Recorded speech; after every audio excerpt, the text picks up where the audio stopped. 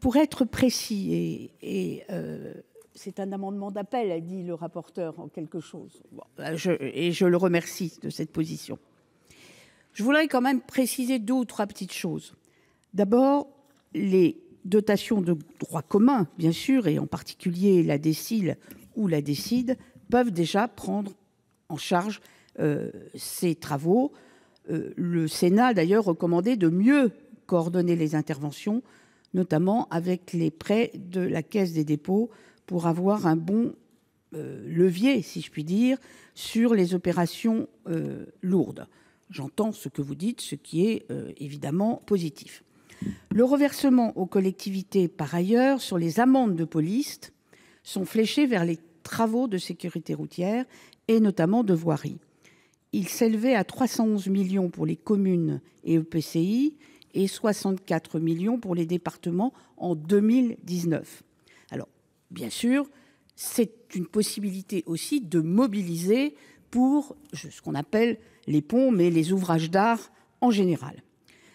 Troisièmement, comme l'a dit la vice-présidente dans la présentation des amendements, ça n'est pas soutenable, le gage n'est pas soutenable, c'est-à-dire une baisse de 100 millions des dotations d'investissement, quasi-annulation en fait des crédits en cas de catastrophe naturelle.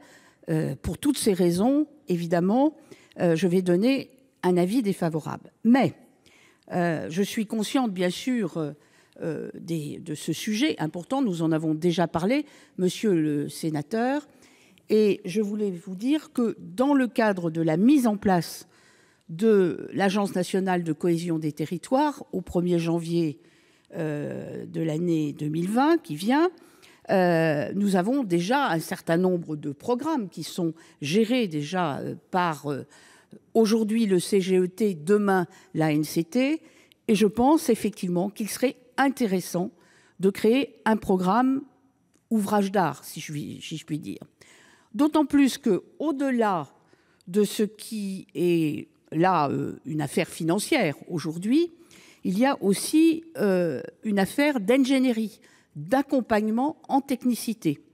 Et nous avons, comme vous le savez, un opérateur de l'État qui s'appelle le CEREMA, qui est un opérateur avec des ingénieurs, des techniciens. D'ailleurs, j'avais lu dans les comptes rendus qui ont été faits de ce qui s'est passé dans le Tarn que c'était le CEREMA qui était d'ailleurs en charge par les collectivités locales de la vérification de ce pont. Et comme vous le savez, ce pont, comme l'a dit tout à l'heure le rapporteur, était en très bon état. Simplement, il y a eu une surcharge. Donc, aujourd'hui, la réponse que je vous donne, bien évidemment, c'est que j'envisage de créer au sein de l'ANCT un programme nouveau dédié à cette préoccupation.